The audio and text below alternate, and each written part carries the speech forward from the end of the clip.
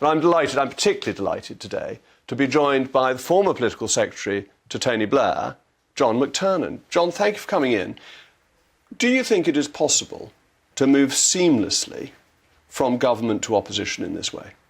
Well, you're going to find that out, and you and your colleague are going to find that out, aren't you, after the next general election when you move to the opposition benches. Of course it's possible to move the civil service work for the government of the day. When we came in 1997, there was some distrust, some suspicion. They worked to implement our agenda. You can have your own views, personal views, they can be religious views, faith views, political views. As a civil servant, you give impartial advice and you give make impartial reports. And what I don't understand is what element of the report that Sue Gray compiled and tabled people believe is incorrect or inaccurate. Was it the booze fridges? Was it the wine suitcases? Was it the actual the emails from inside Number 10? Absolutely crucially is that her legal advisor was a KC who said join the Labour Party, and she appointed him and was using his advice to determine whether the rules had been broken. So she was getting legal advice on what the rules meant from somebody who was hostile to the government. So you're talking about her or are you talking about him? She appointed him, and his views were known. Her investigation, her report was her report. The evidence that she found that she gave to the Metropolitan Police was looked at by the Metropolitan Police. Were they in some way tackled by the left, nobbled by the left, so they gave fixed penalty notices? Well, the only fixed penalty notice they gave to Boris and to the now Prime Minister was absurd. Well, it's the police. It's the police. But that's not the point. They made the judgment on the evidence and they gave... they made a mistake. I mean, they bungled their report under great political pressure from Sadiq The Prime Minister could have appealed. What he did instead was accept the report. He, unlike Jeremy Corbyn, he accepted the report in full. And he took it on the chin.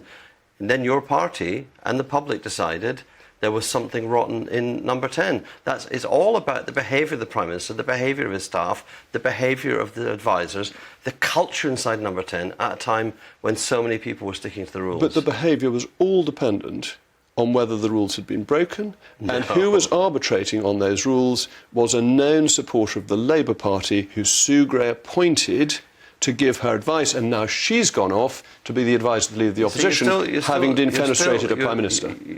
You're still just being ad hominem. You're not pointing to a single point. I am. I'm pointing to the legal point. No, it's an ad hominem thing. No, You're it's not. attacking him for being Labour. He's a KC. KCs give opinions. KCs give advice. But think of the Hoffman case, which you will remember. The Permanent Secretary tabled that report. But think of the Hoffman case, when the courts decided that Lord Hoffman, because his wife was associated, if I remember rightly, with Amnesty, should not have ruled on the Pinochet case.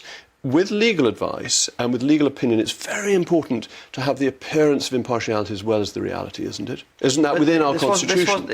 This is a report, an inquiry report by a civil servant who was appointed by the Prime Minister to investigate him, and the report has nothing in it that anybody who's been moaning on about Sue Gray can point to say that's factually inaccurate. Those photographs aren't accurate. It's all in the interpretation. And the most disturbing thing that I find, and many friends of mine who are Conservatives was the way that the drunken staff, not the Prime Minister, the drunken advisors treated the permanent staff in Number 10, vomiting in waste paper baskets, splashing wine over the walls, all that behaviour. The culture of Number 10 was rotten. Nobody's defending that.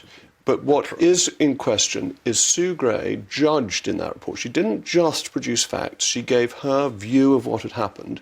And we now know that she is going to be the leading figure advising the leader of the opposition in the run-up to an election. It's quite convenient that her report got rid of the most charismatic Tory leader of recent times who won a majority of 80, isn't it? It's quite convenient. But let's be clear. Boris was the architect of his own rise and the architect of his own fall. That man has never done anything that's not his own actions.